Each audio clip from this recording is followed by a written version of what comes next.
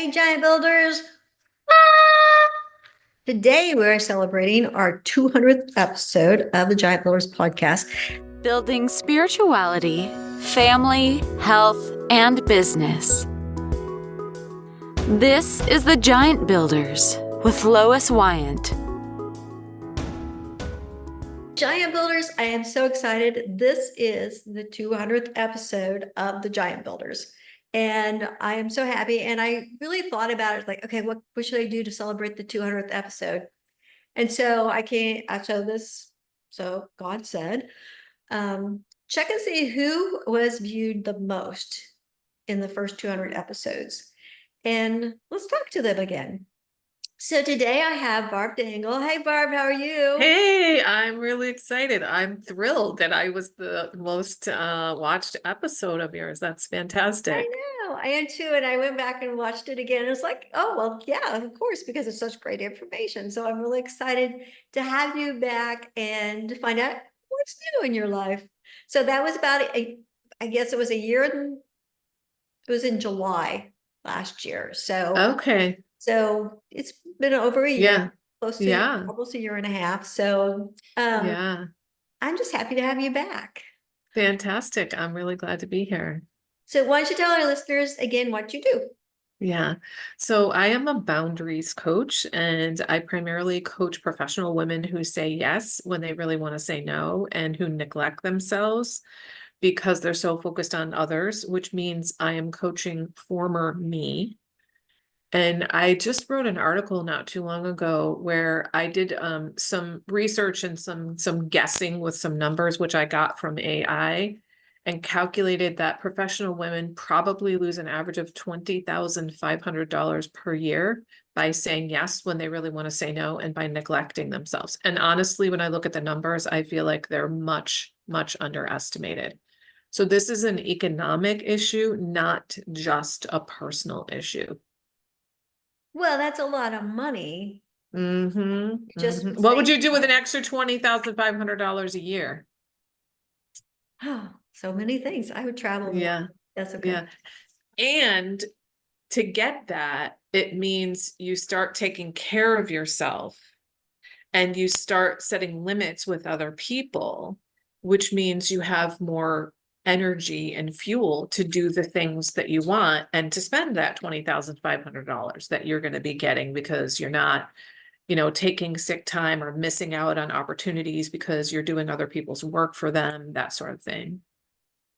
Yeah. And I remember from the previous episode that you were talking about how, especially us as women, we have a hard time not taking care of ourselves. And you mentioned that you actually volunteered more because you were taking care of yourself more and you had more energy and things. So yeah, it's such a top priority that we ignore so often. yeah. I mean, I don't remember if I mentioned it before, but the thing that most people are familiar with is when you get on the airplane, they tell you if the oxygen mask comes down, put it on yourself first before anyone else. And they don't say this part, but what they're saying is because if you're passed out, you can't help other people. And the other thing is that, especially for moms, I'm not a mom myself, but like just about everybody I know is.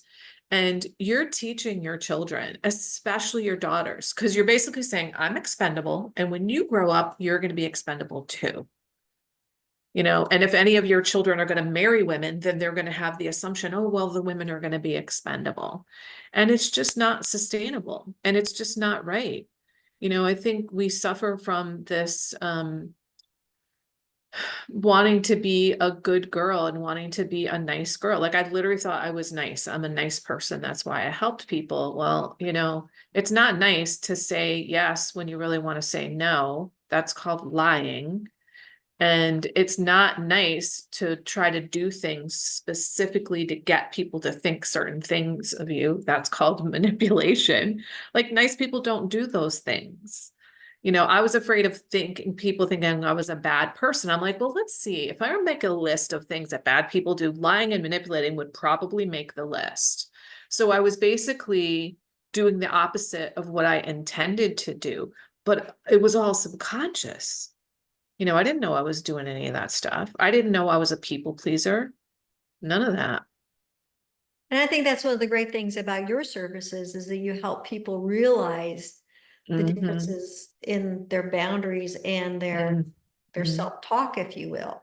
Mm-hmm. Yeah, absolutely. You know, the first module that I do in my curriculum is the foundation, altering your mindset, because you can't have a positive life with a negative mind. It's just not possible. And I always have been, I always felt like I had high self-esteem. I've always felt like a super positive, glass half full, motivated, inspiring person. And lo and behold, I got in recovery and I found out, oh my God, there was so much stuff going on in my mind, much of which some of it was thoughts that once I saw them, I could see them.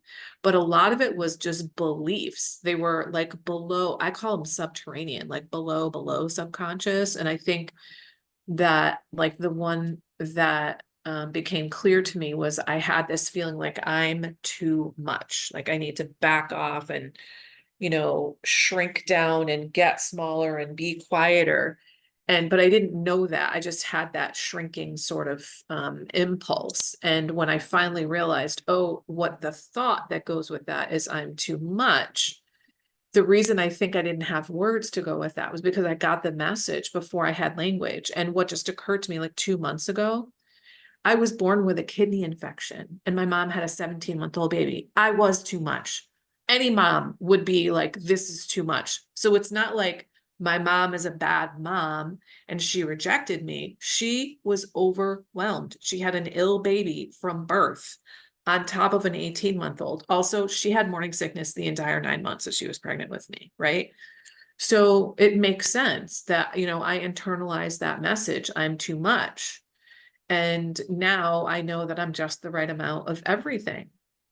And the work that I did on building boundaries, I mean, there's all of the work I did in recovery for sure, but because my core wound is codependence, the work I did on boundaries was so impactful because boundaries are about our identity. Like, who am I? Where do I end and other people begin?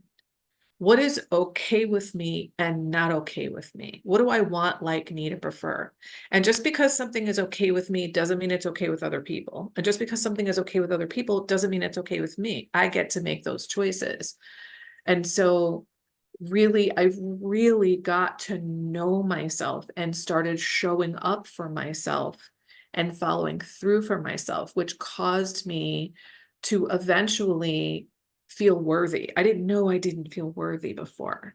I did know that I didn't trust myself, and I do now. And it was the boundary building process that got me there because I started actually following through for myself. I didn't do it 100% right from the get-go, but now I do not cave for other people anymore. I take care of myself and I'm not a jerk. I mean, if I have to be a jerk about it, I can't think of a time when I've had to because most people know that I have healthy boundaries now. But you know, if someone is like a dangerous person, I'm going to be a jerk about it because I need to get the message across, you know, or if someone is like toxic or maybe they're drunk or something, or they just won't take no for an answer, then yeah, I'll be a jerk about it. But most, like 99.9% of the time, I don't need to deal with that kind of person. Yeah, you said that about parents. I think that parenting is just horribly hard because, Oh, it's the hardest job in the world. yeah, Yeah. you don't know what your child is sensitive to and all of this. And so I think that Mm-hmm. I would say that yeah, my parents put some negative stuff into me. Mm-hmm. They did the Mm-hmm. best they could. And I would Yeah, say absolutely. I Mm-hmm. put negative stuff in my kids, I'm sure, Yeah. but Yeah. I did the best I could. And I think that Yeah.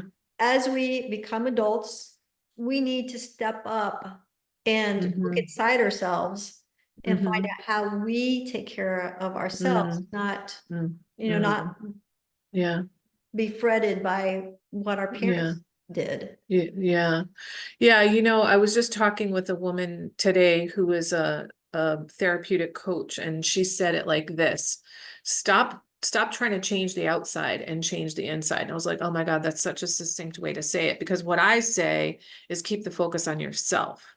Because when people are codependent like me, like I was, they're super focused on the outside world. What does he want? What does she want? What do they want? What does the organization need? What does the situation need? And the problem with that is that it is an endless drain on your energy because you can't actually control those things. You can influence them, but you can't control them.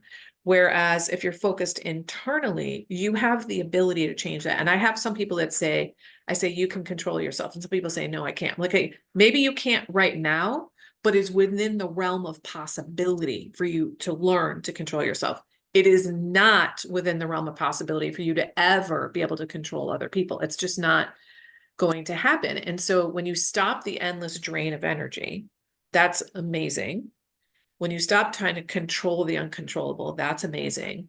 And your resentment goes way away, but then you start putting energy in here and then you become energized because you start doing things that give you energy and you have so much more to give other people if that's what you choose to do. Because that's what boundaries are about, is really deciding, how do I want to live my life? And then I make choices for how to do that. And I set up limits for myself and other people so that I can stay on track to what's important to me. Oh, that's a tough one as far as like, okay, how do I determine what's important to me if I'm feeding myself a bunch of junk? Right, exactly. So this is why I start all my clients with a values exercise. It's like, basically, this is how you're going to anchor your boundaries. Is you determine, I have them determine their top 5 values. I think that's a good number because it's large enough that it's meaningful, but it's not so large that you can't remember it. You know, you've got 5 fingers. You can remember 5. I wish I had understood that in the beginning. I built boundaries through this sort of haphazard, meandering path in recovery. Didn't even know that was what I was doing. And then after I had boundaries, somebody said to me, how did you know what your boundaries were? And I was like, that's an excellent question. I'm like, oh, by what was important to me. And now I wish I had thought that through ahead of time, which is why I start my clients with that. So when you start with figuring out like what matters to me, then you use those as guideposts for when and where to set your boundaries. And you know, one of the things that I don't know if you hear this a lot, but I hear pretty regularly people going like, I need to find a purpose. I don't know what my purpose. What's my purpose? How am I going to find my purpose? Here's your purpose. Live in alignment with what matters to you. Because your particular bundle of values is yours for a reason. You wouldn't have them for no reason. So follow those. Let them be your guides. And it will take you where you want and need to be. And so if you know what matters to you, then you know when and where to set boundaries. Oh yeah, that reminds me of that. There's a YouTube video where the guy puts rocks in a jar and then he puts Oh, yes, little Stephen rocks and Covey. sand in water. Yes, And then the yes, whole concept is if you put the important things in first, right. everything else will fit into it. And that's, Right. Yeah. But if you put the sand in first, then the gravel doesn't fit in. And of course the big rocks don't. And actually, I just used that metaphor this morning with my sweetheart. I tell him, you are a big rock in my bucket because he is retired / on disability and I work for myself. And so, and I have a calendar with all kinds of stuff on it. And he looks at my calendar and goes, ah. And so he's trying not to encroach on my time when I've not asked him to do that. And I've said to him, I've said it's been years since I've said this. I'm like, listen, you are a big rock in my bucket. You get to be on my calendar. Like he already is. We have a schedule, but he's been saying things that sound like he wants more time with me, but he's never come out and said it. So I said, you know, it sounded like you're trying to tell me that you want to spend more time with me. Is that true? And that's where we, you know, how we got to this conversation. I wasn't capable of those kinds of conversations before, Lois. I learned how to communicate in relationships by building boundaries because you cannot set boundaries without clearly and directly communicating with other people. I thought I was a good communicator. I was a program coordinator for urban education programs, sometimes running programs in 25 schools at a time. So in some ways, I was a good communicator. My job was to keep the communication flowing. But interpersonally, I thought I was a great communicator. Nope, no. I grew up in a family that engaged in indirect communication. You hinted at things, you beat around the bush, you pretended things weren't happening, you expected people to read your mind, all that stuff. You had, you just thought people should know certain things without you telling them, and you got mad when they didn't. That to me was how communication worked. And so basically, my second module is developing empowered communication. And what I teach is exactly what I learned in building boundaries by trial and error, not because someone sat me down and taught me how to do it. And it's amazing. I attribute my ability to be in this relationship that I'm in, which is the first and only healthy relationship of my life, with my healthy boundaries, because we both say when something is not working for us, or like one of his phrases that I love is, he's like, I'm out of gas. He doesn't say you're wearing me out. He keeps the focus on himself and says, I'm running out of gas. So he lets me know, like, the tank is low, I'm gonna go, or I need to go nap or something like that. And it just works out great. When one of us has an issue, we bring it up immediately, or as soon as we know like what's going on. Like, I might be like, that didn't feel right, but I don't know what it is. And sometimes I might say, that didn't feel right, I don't know what it is. But most of the time I'll process it with myself. And then when I figure out what was going on, then I'll go back to him and say, that didn't feel right, and here's why. And it's amazing. I used to be deathly afraid of saying anything, and then I would build up. The way I think of it is, I would put like brick by brick by brick by brick by brick in between me and whoever I was dating. So I'd have this really thick, high wall brick that I would blame them for. I mean, brick wall. I didn't say wall. And I blamed them for that, but I never said anything. And now I'm like, there's no bricks. There's no bricks. So that's something we can go back and change, even if we've been married for 40 years. Yeah. Yeah. Yeah. Just Yeah. Mm-hmm. opening up that communication and dropping those boundaries. Yeah. One of my clients was with the same partner for 8 years. And as a result of our work, was finally able to say, in the bedroom, this is what I like, after 8 years. I was like, that's amazing. That is incredible. And the same happened for me. I mean, I got with this partner. It didn't happen in the midst of a new relationship, but I was able to be much more honest about what I wanted and didn't want in a way that I just couldn't before. Mm-hmm. That's wonderful. Yeah. Well, any other new things in the past year and a half? Yes, 2 new things. Okay. One, I have launched the professional speaking arm of my business. So I really, I said, my goal is working with professional women. So I mean, like managers, business owners, nonprofit workers, that sort of thing. So I'm really interested in targeting organizations that are full of those women, or that serve those women, not just to reach the individual women, but to reach the organization. So you alluded to my volunteering before. I volunteered for 15 nonprofits before I got into recovery. So I've seen a lot, and they were filled with people like me. So I don't necessarily want to target nonprofits. I want to target organizations that serve nonprofits for the speaking engagements, because there are things organizations can do so that they stop exploiting their workers and get people that stick around for a lot longer and can do, the long haul of the work. And if I'm speaking at organizations, even if the organization itself doesn't say we're going to make policy and procedure changes, the people in the organization are going to now have a vocabulary, because they were all in the talk at the same time. And they're going to start talking about boundaries, and it's going to matter. And actually, what just popped in my head as an example of one of my clients. So she does cat trapping. This is where you trap feral cats and you get them spayed and neutered and you bring them back. And when I started working with her, she had 1 day a week that she did it, and she would do 4 cats in 1 day. I'm like, I can't even imagine what that's like. And she said it was so draining and it was killing her. And before we even got done with our coaching program, she decided to cut down to 2 cats. And she said, because if I get burnt out and I quit, who's going to do it? Because that is not a job a lot of people are going to do.